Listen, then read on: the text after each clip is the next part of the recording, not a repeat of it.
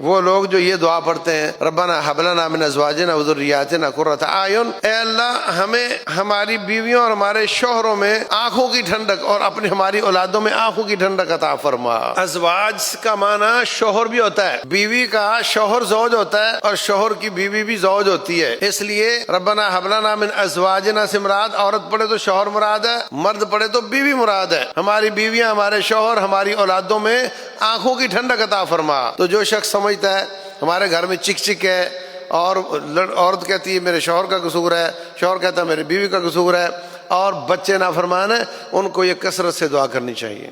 ابراہیم علیہ السلام کو اللہ نے فرمایا انی جاعلک للناس اماما، میں آپ کو امام بنانے جا رہا ہوں، فوراً کہتے ہیں ومن ذریتی، یا اللہ میری اولاد کو بھی بنا۔ تو اولادوں کے لیے دعائیں کرنا یہ ابراہیم علیہ السلام کی سنت ہے۔ اسلامک اسکالر فضیلت الشیخ مفتی محمد یوسف تیبی حفظہ اللہ تعالی، فاضل مدینہ یونیورسٹی، خطیب مرکز اقصی، جی ٹی روڈ، گجرانوالہ۔ آج کے پارے میں 19ویں پارے میں سورہ فرقان ہے۔ اللہ تبارک و تعالی فرماتے ہیں بابرکت ہے وہ ذات جس نے فرقان کو نازل کیا اپنے بندے پر تاکہ وہ سارے جہانوں کو ڈرانے والا بنے۔ اپنے بندے پر فرقان نازل کیا، اسی وجہ سے سورت کا نام فرقان ہے۔ اپنے بندے پر فرقان نازل کیا تاکہ وہ سارے جہانوں کو ڈرانے والا بنے، سارے جہانوں۔ حضرت موسیٰ علیہ السلام کے بارے میں فرمایا وَجَعَلْنَاهُ هُدًى لِبَنِي اسرائیل، ان کو ہم نے بنی اسرائیل کے لیے ہدایت کا ذریعہ بنایا۔ اور ہمارے نبی کے بارے میں فرمایا تاکہ وہ سارے جہانوں کو ڈرانے والا بنے۔ تو آپ کی نبوت وہ کسی بارڈر کے اندر محدود نہیں ہے، پوری زمین کے لیے ہے، جن و انسان کے لیے ہے، اور قیامت تک کے لیے ہے۔ اللہ تبارک و تعالی زمین و آسمان کا بادشاہ ہے، اس کا کوئی بیٹا نہیں، اس کا کوئی شریک نہیں۔ وہ لوگ جن کو تم شریک بناتے ہو لا یخلقون شیئا وہم یخلقون، وہ کچھ بھی نہیں بنا سکتے بلکہ ان کو بنایا گیا ہے، وہ خالق نہیں مخلوق ہیں۔ ولا یملکون لانفسہم نفعا ولا ضرا ولا نفعا، وہ اپنے نفع نقصان کے بھی مالک نہیں ہیں۔ تو اللہ کے سوا شجر، حجر، قبر جس کی بھی پوجا کی جاتی ہے، اللہ فرماتے ہیں وہ خود مخلوق ہے، وہ خالق نہیں ہے۔ کائنات کے میں اللہ کے سوا کوئی خالق نہیں ہے۔ اس وجہ سے جو اللہ تعالیٰ کے ایسے نام ہیں جو اور کسی کو وہ خوبی کسی اور میں نہیں ہے، تو وہ نام مخلوق کا عبد کے بغیر نہیں رکھنا چاہیے اور نہ پکارنا چاہیے۔ اللہ سمیع البصیر ہے، ہم بھی سمیع البصیر ہیں۔ اللہ نے قرآن میں فرمایا اگر ہمیں کوئی عبد البصیر کی بجائے بصیر بھائی بول دے تو جائز ہے۔ اللہ رؤوف الرحیم ہے، مخلوق بھی رؤوف الرحیم ہے۔ اگر کوئی کسی کو عبد الرؤوف کی جگہ رؤوف بول دے، رحیم کی جگہ عبد الرحیم کی جگہ رحیم بول دے تو جائز ہوگا، لیکن وہ نام جو رب کا خاصہ ہیں ان میں عبد کے بغیر بولو گے تو وہ غلط ہو جائے گا۔ جیسا کہ خالق ہے، اللہ کے سوا کو خالق ہے نہیں، تو صرف وہی خالق ہے، اس لیے عبد الخالق کو خالق نہیں بول سکتے، عبد الصمد کو صمد نہیں بول سکتے، عبد الرحمن کو رحمان نہیں بول سکتے، رحمان بھائی، رحمان ملک غلط ہے۔ عبداللہ کو اللہ نہیں بول سکتے کیونکہ اللہ صرف ایک ہے۔ تو اللہ تعالیٰ کا شریک ٹھہرانے والوں کا اللہ تعالیٰ نے یہاں پر رد کیا ہے۔ آپ پر جو اعتراض کرتے تھے وہ ایک تو یہ کرتے تھے کہ یہ ان ھذا الا افک افتراہ، یہ قرآن اس نے خود لکھ لیا ہے اور کچھ لوگوں سے تعاون لے لیا ہے، یہ پرانے لوگوں کے قصے ہیں، اس نے خود لکھے ہیں، نعوذ باللہ۔ اللہ تبارک و تعالیٰ اس کی نفی کرتے ہیں۔ رسول اللہ صلی اللہ علیہ وسلم امی نبی ہیں۔ امی کا معنی جس کا دنیا میں کوئی استاد نہ ہو، جو کسی کے پاس پڑھا لکھا نہ ہو، آپ امی ہیں۔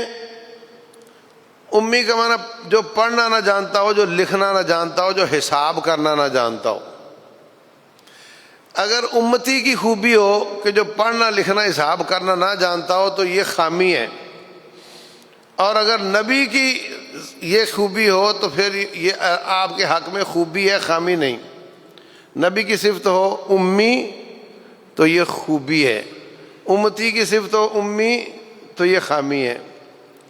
رسول اللہ صلی اللہ علیہ وسلم نے فرمایا الشہر ہاکذا و ہاکذا و ہاکذا نحن امۃ امیہ لا نکتب ولا نحسب، ہم تو بھی ان پڑھ لوگ ہیں، نہ ہمیں لکھنا آتا ہے نہ ہمیں حساب کرنا آتا ہے۔ یہ دیکھو مہینہ اس طرح ہوتا ہے 10 10 10،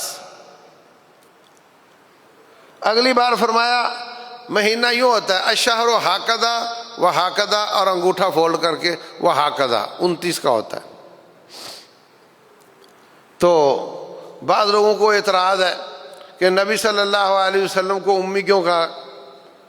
تو اللہ نے خود کہا اذ بعث فی الامیین رسولا، اور ان کے حق میں اس لیے خوبی ہے کہ ظالم اعتراض کرتے تھے کہ انہوں نے قرآن خود لکھا ہے، جب ان کو لکھنا ہی نہیں آتا تو ان کا اعتراض باطل ہو جاتا ہے۔ جب ان کو لکھنا پڑھنا نہیں آتا تو ان کا اعتراض سرے سے ختم ہو جاتا ہے۔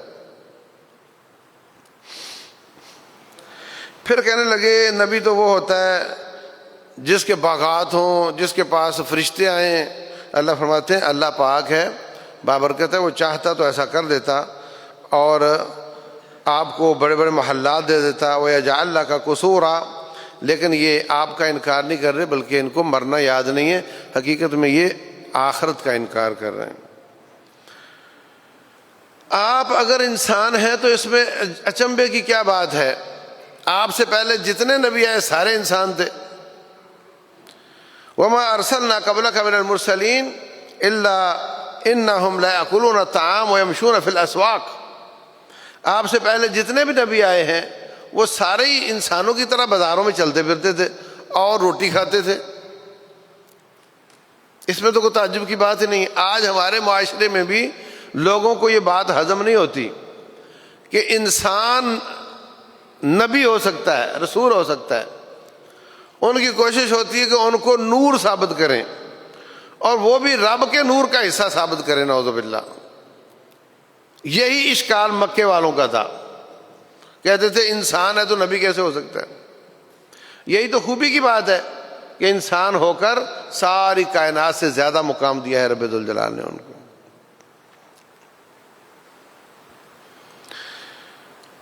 اللہ تبارک و تعالیٰ فرماتے ہیں اگر فرشتہ ہی دیکھنا ہے نا تو پھر مرنے کے بعد نظر آئے گا، اور اس وقت تمہارے پاس کسی قسم کا کوئی نہ ایمان لانے کا اور نہ توبہ کرنے کا موقع رہے گا۔ جن لوگوں کو یہ معبود مانتے ہیں قیامت والے دن اللہ ان سب کو حاضر کرے گا، وہ پرندے، وہ حجر ہوں، شجر ہوں، قبر ہوں، یا حضرت عیسیٰ علیہ السلام ہوں، یا حضرت علی بن ابی طالب جن کی عبادت کی جاتی ہے، کوئی بھی ہوں، ان کو اللہ تعالیٰ حاضر کرے گا اور اللہ پوچھے گا اَأَنْتُمْ أَضْلَلْتُمْ عِبَادِي هَؤُلَاءِ أَمْ هُمْ ضَلُّوا السَّبِيلَ، ان کو آپ نے گمراہ کیا تھا، آپ نے کہا تھا میری عبادت کرو۔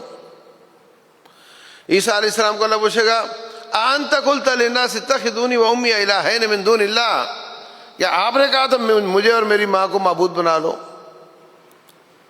تو یہ ان کی عبادت کرنے والے ان کے ساتھ خیر خواہی نہیں کر رہے، ان کی عبادت کی وجہ سے ان کو رب کے کٹہرے میں کھڑا ہونا پڑے گا۔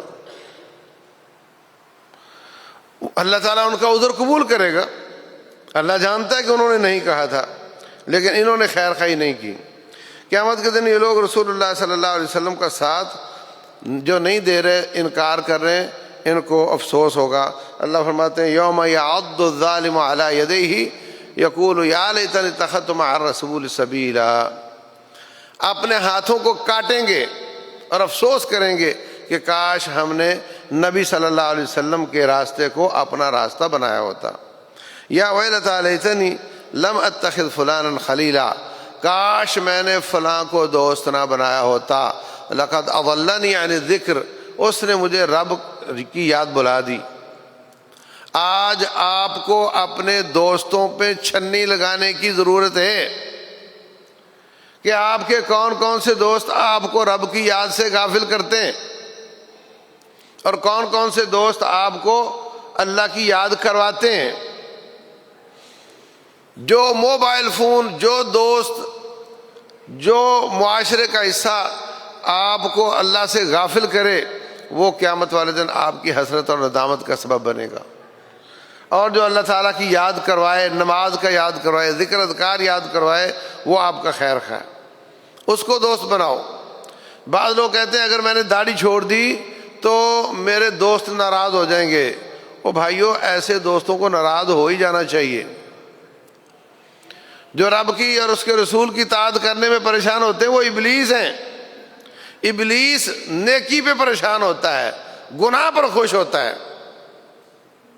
اور وہ من الجنت والناس، اور انسانوں میں بھی ہے اور جنوں میں بھی ہے. انسانوں والا جو ہوتا ہے وہ لمبے لمبے سینگ اور بڑے بڑے دانت والا نہیں ہوتا، وہ یہی ہوتے ہیں جو نیکی پہ پریشان ہوتے ہیں. ان کی دوستی قیامت والے دن حسرت اور ندامت کا سبب بنے گی، والعیاذ باللہ. اور رسول صلی اللہ علیہ وسلم قیامت والے دن قرآن حکیم کی وجہ سے بعض لوگوں کی شکایت کریں گے. رسول اللہ صلی اللہ علیہ وسلم فرماتے ہیں اقرأوا القرآن فإنه یاتی یوم القیامت شفیعا لأصحابہ. قرآن پڑھا کرو، یہ قیامت والے دن پڑھنے والوں کی سفارش کرے گا. اور جو نہیں پڑھتے ان کی شکایت کرے گا. اور ان کی شکایت، قرآن کی شکایت کی بنیاد پر نبی محمد صلی اللہ علیہ وسلم بھی شکایت کریں گے. وقال رسول یا رب ان قوم اتخذوا هذا القرآن مہجورا. رسول کہیں گے اللہ، میری اس قوم نے تیرے قرآن کو چھوڑ دیا تھا، آج میں ان کی شفاعت نہیں، شکایت کر رہا ہوں. اللہ المستعان. پھر کبھی اعتراض کرتے تھے کہ یہ قرآن ٹکڑے ٹکڑے کیوں آیا ہے؟ کبھی 10 آیتیں آ گئی، کبھی ایک آیت آ گئی، کبھی ایک سورت آ گئی. یہ کیا بات ہوئی؟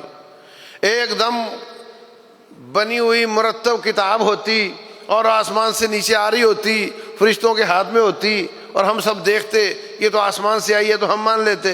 یہ تو آپ کبھی ایک جملہ بول دیتے ہیں، کبھی 10 جملے بول دیتے ہیں، بولے یہ قرآن ہے، ہم اس کو کیسے مان لیں؟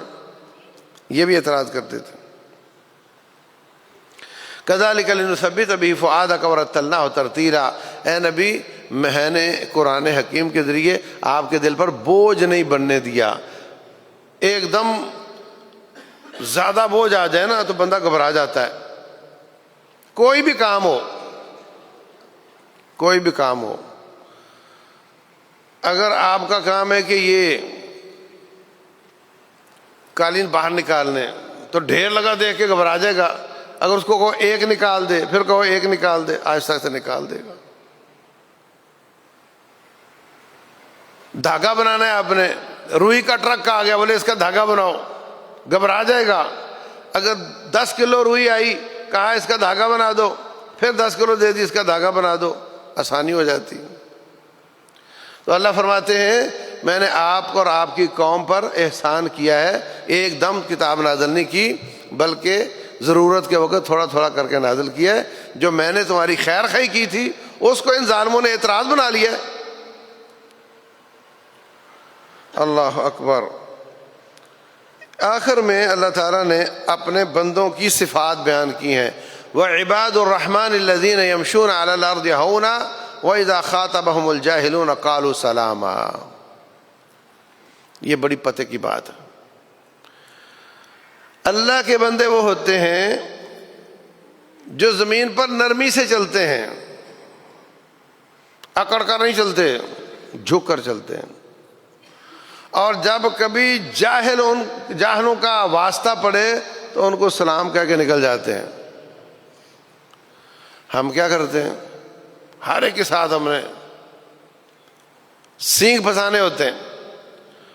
استاد جی فلاں کا کلپ آ گیا، اس کو ذرا سن کر اس کا جواب دے دو. استاد جی فلاں کا کلپ آ گیا، اس کو سن کر اس کا جواب دے دو.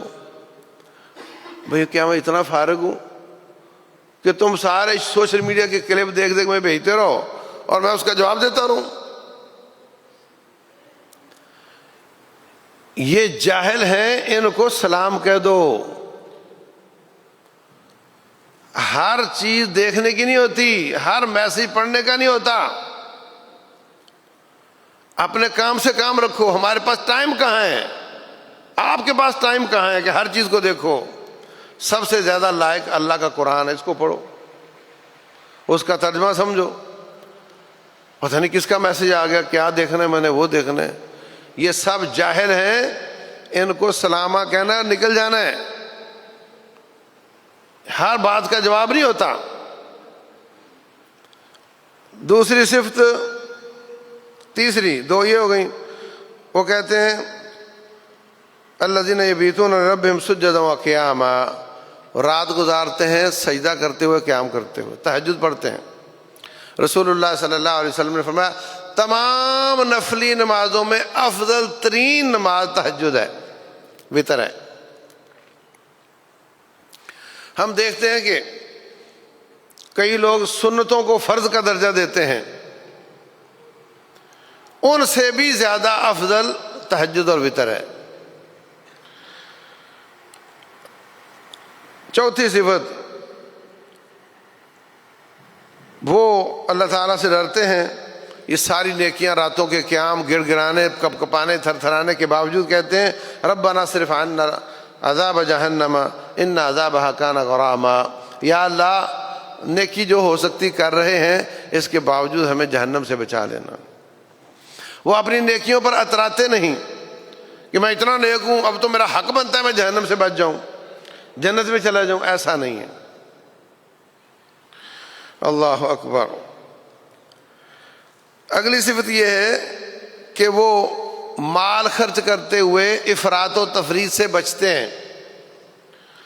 جہاں تھوڑا لگانا وہاں زیادہ نہیں لگاتے، جہاں نہیں لگانا چاہیے وہاں نہیں لگاتے، جہاں زیادہ لگانا چاہیے وہاں ہاتھ کھول دیتے ہیں، جہاں ضروری ہے وہاں کنجوسی نہیں کرتے، جہاں نہیں لگانا چاہیے وہاں اسراف نہیں کرتے، بلکہ درمیانہ راستہ اختیار کرتے ہیں.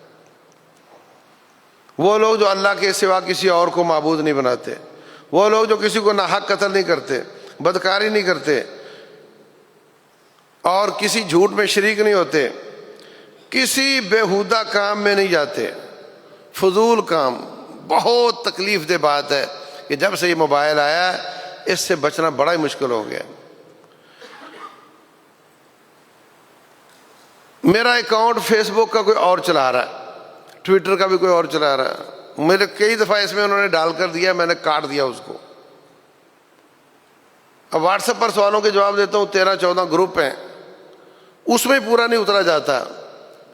تو یہ اذا مروا باللغو مروا کراما، یہ جو فضول کام ہے اور لغویات ہیں، بیکار کام ہے، ان سے بچنا بہت مشکل ہو گیا. اگر بچنا ہے تو اس کو اپنی ضرورت کی حد تک رکھو، یا 24 میں سے 1 گھنٹہ آدھا گھنٹہ خاص کر لو، اس میں نے میسج دیکھنے، اس کے بعد میں اس کو نہیں کھولنا. یہ کرو گے تو بچ جاؤ گے، ورنہ یہ بہت زندگی برباد کر رہا ہے. زندگی کس چیز سے بنتی ہے؟ سالوں سے، مہینوں سے، گھنٹوں سے. اسی کو تو کھا رہا ہوتا ہے یہ.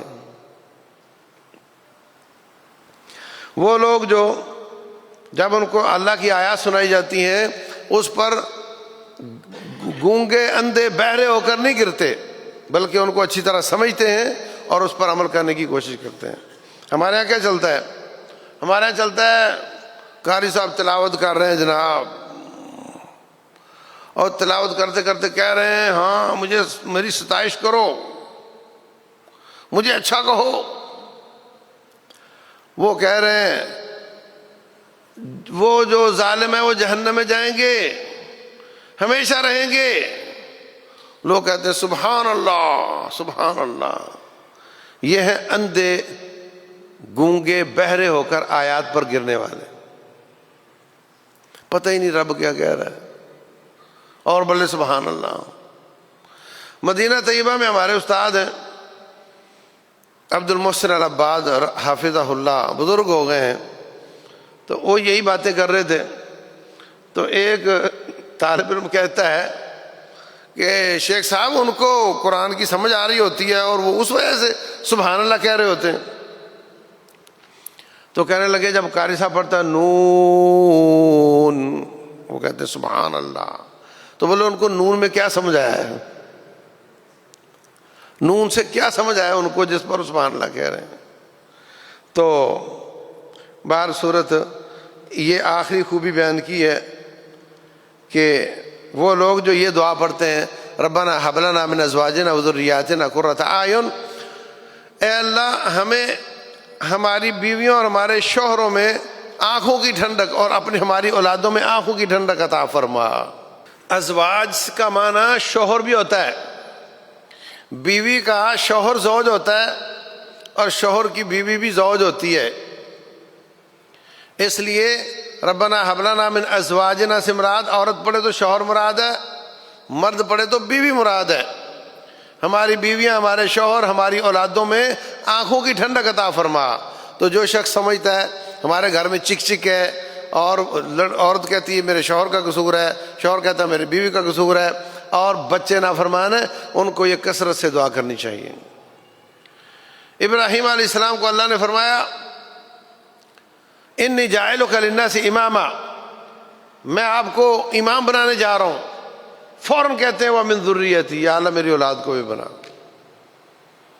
تو اولادوں کے لیے دعائیں کرنا یہ ابراہیم علیہ السلام کی سنت ہے، کرنی چاہیے. یہ جو خوبیوں والے لوگ ہیں اولئک یجزون الغرفۃ بما صبروا، ان کو اللہ تعالیٰ جنت کے بالا خانے عطا فرمائے گا. اس کے بعد سورہ شعراء ہے، اس میں اللہ تعالیٰ نے اس کے آخر میں شعراء کی مذمت کی ہے. شعراء جو ہوتے ہیں وَالشُّعَرَاءُ يَتَّبِعُهُمُ الْغَاوُونَ، ان کی پیروی گمراہ لوگ کرتے ہیں. یہ لوگوں کو اپنے پیچھے لگا لیتے ہیں. اب دیکھو جتنی قوالیاں ہیں شعروں کی شکل میں بنی ہوئی ہیں نا، اور لوگ پیروی کر رہے ہوتے ہیں، اور 100% گمراہی ہوتی ہے ان میں، عقیدے کی بربادی ہوتی ہے.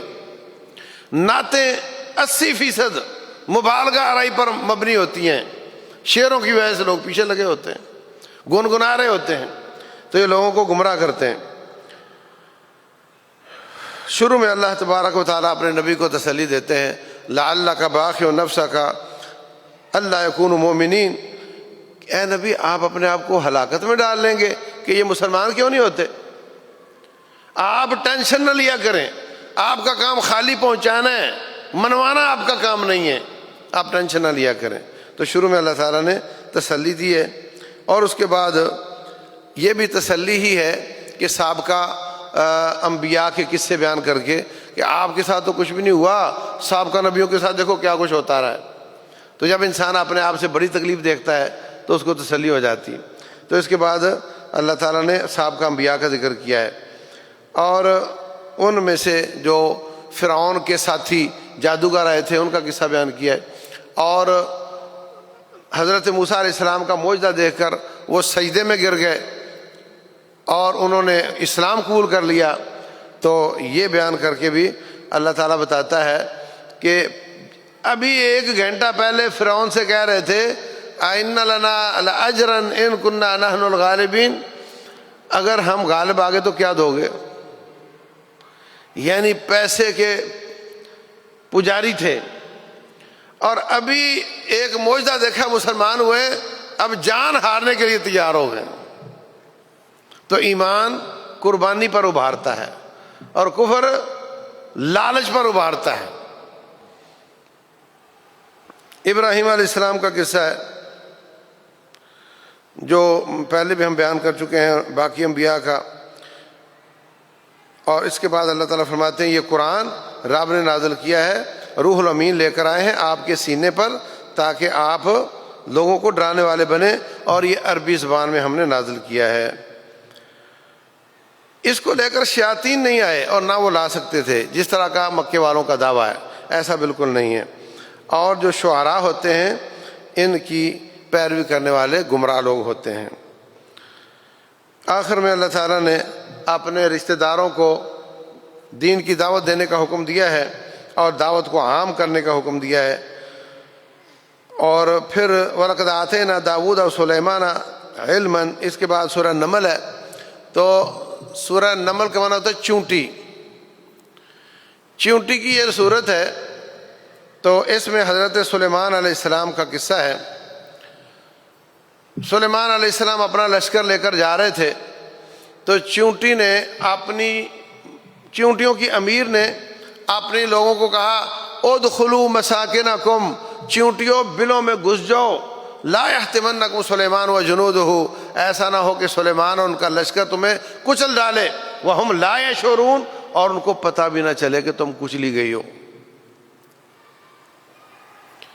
وہ چیونٹی کتنا ایک دور ہوگی، مطلب اگر بالکل یہ اوپر پہنچے ہوئے تھے تو پھر تو اس کے اعلان کرنے کا فائدہ ہی نہیں ہے۔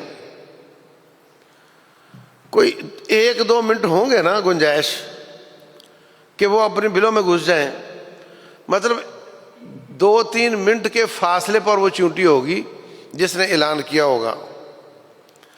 تو 2-3 منٹ کے فاصلے، 2 منٹ میں تو انسان سڑک پہ پہنچ جاتا ہے۔ اتنی دور سے اس کی آواز سلیمان علیہ السلام نے سنی اور سمجھی اور ہنسنے لگ گئے۔ اس کا مطلب یہ ہے کہ بے شمار آوازیں ہمارے فضا میں ہیں جو ہم نہیں سن سکتے۔ رسول اللہ صلی اللہ علیہ وسلم فرماتے ہیں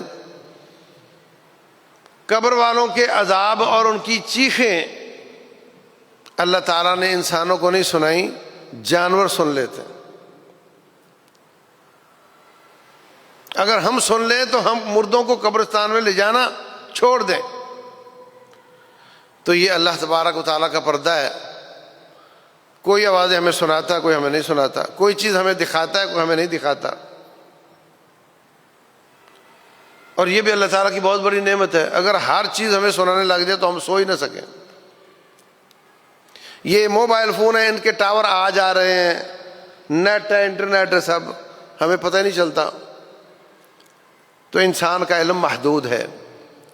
تو سلیمان علیہ السلام، ان کو اللہ تبارک و تعالیٰ نے جانوروں کی بولیاں سکھائی تھیں، جانوروں کی بولیاں ان کو یاد تھیں، وہ بات سمجھ لیتے تھے، اور وہ باقاعدہ حاضری لیتے تھے سب کی، ادھر آؤ فلاں حاضر ہے، لبیک لبیک لبیک۔ اللہ تعالیٰ سمندر میں ہوا چلاتا تھا جدھر وہ چاہتے تھے۔ 1 مہینہ ادھر کو جا رہی ہے، تمام کشتیاں بغیر انجن کے تیزی سے جا رہی ہیں، مال ادھر جا رہا ہے۔ اب تجارت کا مال ادھر سے خرید کر واپس لانا ہے، اللہ تعالیٰ اگلے مہینے ادھر کی ہوا چلا دیتا تھا، تیز ہوا، اور سب کشتیاں تیزی کے ساتھ جا رہی ہیں۔ اور اللہ تعالیٰ نے ان کو جنوں پر بھی حکومت دی تھی۔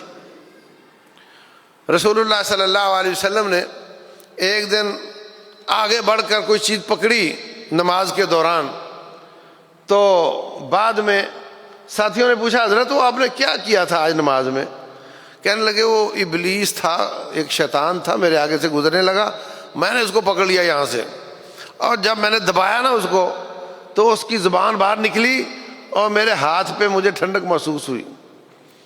تو میں نے سوچا کہ اس کو میں نماز میں پکڑے رکھوں گا، اور نماز کے بعد مسجد نبوی کے ستون سے باندھوں گا، تو انصاریوں کے بچوں کو انجوائے کرنے کا موقع ملے گا۔ پھر مجھے یاد آیا کہ میرے بھائی سلیمان نے دعا کی تھی وَهَبْ لِي مُلْكًا لَا يَنبَغِي لِأَحَدٍ مِّن بَعْدِي إِنَّكَ أَنتَ الْوَهَّابُ، یا اللہ مجھے ایسی حکومت دے جو میرے بعد کسی کو نہ ملے۔ اگر میں بھی جن پکڑ لوں، انہوں نے بھی جن پکڑے ہوئے تھے، تو ان کی دعا غلط ہو جائے گی، اس لیے میں اپنے بھائی کی دعا کی لاج رکھتے ہوئے میں نے اس جن کو چھوڑ دیا۔ تو اس کا مطلب ہے کہ جن نظر آ سکتے ہیں، تبھی تو انجوائے کرنا تھا نا انہوں نے، اور نبی صلی اللہ علیہ وسلم کو بھی نظر آ گئے۔ اس کا مطلب ہے کہ جنوں کو پکڑا بھی جا سکتا ہے، مطلب یہ اس قابل ہے کہ ان کو پکڑا جا سکے، پکڑنا نہیں چاہیے مگر اس قابل ہیں۔ تو سلیمان علیہ السلام جنوں پر حکومت کرتے تھے اور ان کو کام پہ لگاتے تھے، چلو سمندر سے ہیرے نکالو، چلو پتھر اٹھا کے لاؤ، مزدوریاں لیتے تھے ان سے۔ تو ایک دن حاضری لگائی تو ہدہد غائب تھا، کہنے لگے یہ ہدہد کدھر گیا ہے، یا تو جسٹیفائی کرے اپنی غیر حاضری کو ورنہ میں اس کو ذبح کروں گا۔ تھوڑی دیر گزری تو وہ آ گیا، کہتا جی میں اڑتا اڑتا دور چلا گیا تھا، وہاں میں نے دیکھا کہ ایک عورت ان کی حکمران ہے اور وہ سورج اور چاند کی پوجا کرتے ہیں. تو میں یہ رپورٹ لے کر آیا ہوں. حضرت سلیمان کہنے کہ اچھا. تو اس سے ثابت ہوا کہ انبیاء کے پاس اتنا غیب ہوتا ہے جتنا رب بتا دے، جتنا نہ بتائے اتنا نہیں ہوتا. کہنے لگے یہ لے جا میرا خط. خط جا کر پھینک کر آ گیا. اس میں تھا اللہ تعالی علیہ واتونی مسلمین، تکبر نہ کرو اور بندے کے پتر بنو اور اچھے بچے بن کے میرے پاس آ جاؤ، آ کے طاعت گزار بن جاؤ. کہنے لگی وزیروں کو میرے پاس ایک لیٹر آیا اس طرح کا، کیا کرنا چاہیے؟ کہنے لگے ہم جو کہیں گے کر گزریں گے، آپ کہہ کر تو دیکھو، قدم بڑھاؤ، ہم تمہارے ساتھ ہیں. وہ کہنے لگی یہ کوئی آسان کام نہیں ہے. جب بادشاہوں پہ حملہ کرتے ہیں نا تو تہس نہس کر دیتے ہیں. میں پہلے ایک چال چلتی ہوں، ان کو ہدیے تحفے بھیجتی ہوں. ہدیے تحفے آ گئے. حضرت سلیمان کہنے لگے یہ کیا لائے ہو؟ میرے پاس اس سے اچھے موجود ہیں، اور اچھے بچے بنو اور واپس آ جاؤ سارے.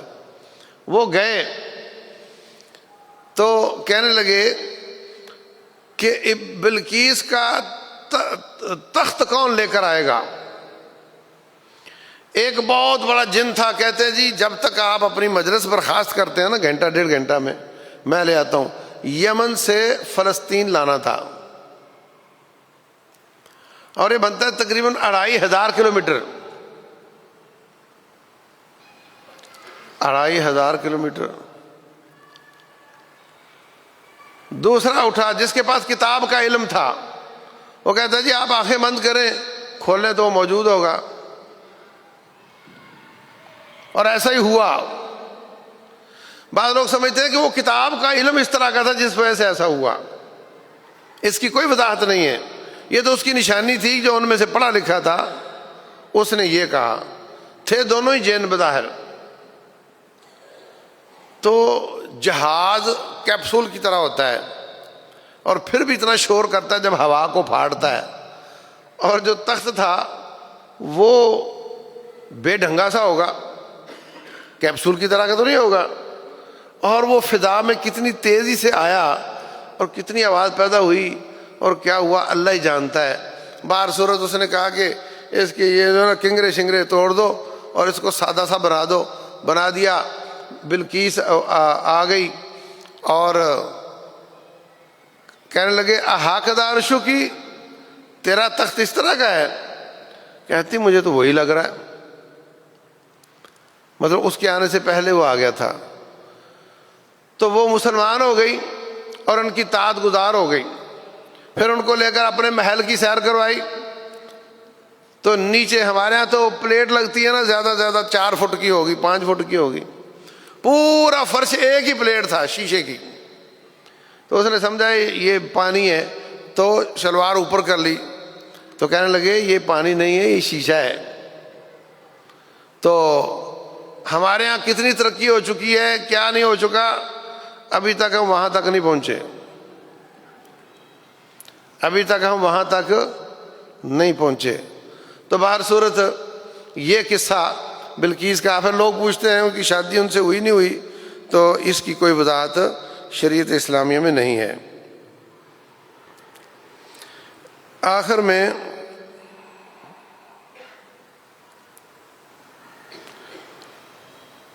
ہاں یہی قصہ اس میں بیان ہوا اور پارہ ختم ہو جاتا ہے. اس قصے سے ثابت ہوتا ہے کہ انبیاء کے پاس علم اتنا ہی ہے جتنا رب دے دے. اور یہ بھی ثابت ہوتا ہے کہ جنوں کی کیا کیفیت ہے، ان کو پکڑا بھی جا سکتا ہے، بند بھی کیا جا سکتا ہے، اور ان سے کام بھی وہ لیتے تھے.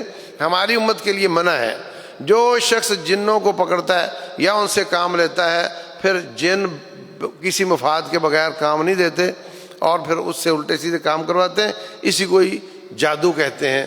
تو ہمیں اس سے بچنا چاہیے. اور جو کہے کہ جی اتنے یہ لکیریں مارنی ہیں اور اس میں ہندسے لکھنے ہیں، جو بھی تعویذ جس میں کچھ سمجھ نہ آ رہی ہو وہ بھی غلط ہے، اور جس میں سمجھ آ رہی ہو مگر وہ غیر اللہ سے مدد مانگی گئی ہو، یا جبریل یا میکائیل وغیرہ وغیرہ، وہ بھی شرک ہے. اگر قرآن کا تعویذ ہو تو وہ شرک نہیں مگر وہ بھی غلط ہے، کیونکہ صحابہ اکرام نے یہ کام نہیں کیا ہے. قرآن حکیم پڑھو، قرآن حکیم کو اس کا دم کرو، گھر میں چلاؤ، ہر قسم کے شیطانوں کی شرارت ختم ہو جاتی ہے۔ میں نے ایک دم مرتب کیا ہوا ہے اور وہ میں لوگوں کو بھیجتا ہوں، ہزاروں کی تعداد میں پرنٹ ہو کر بھی بڑھ چکا ہے اور واٹس ایپ پر بھی شیئر ہو چکا ہے، اور آج تک شکایت نہیں کہ کسی کا مسئلہ حل نہ ہوا ہو۔ یہ چکر بازیاں اور کپڑے ماپنے اور یہ پتہ نہیں کیا کیا شعبدہ بازیاں، ان سے بچنا چاہیے، بلکہ اللہ کے قرآن کا دم کرو اور اس کا پانی چھڑکو، پانی پیو، انشاءاللہ آپ کو ہر قسم کی عافیت مل جائے گی۔ اور جو دعویٰ کرتے ہیں ہم نے موکل پکڑے ہوئے ہیں، وہ سلیمان علیہ السلام کی اس دعا کی مخالفت کرتے ہیں جو کہ گناہ ہے۔ واللہ اعلم، وصلی اللہ وسلم وبارک علی نبینا محمد۔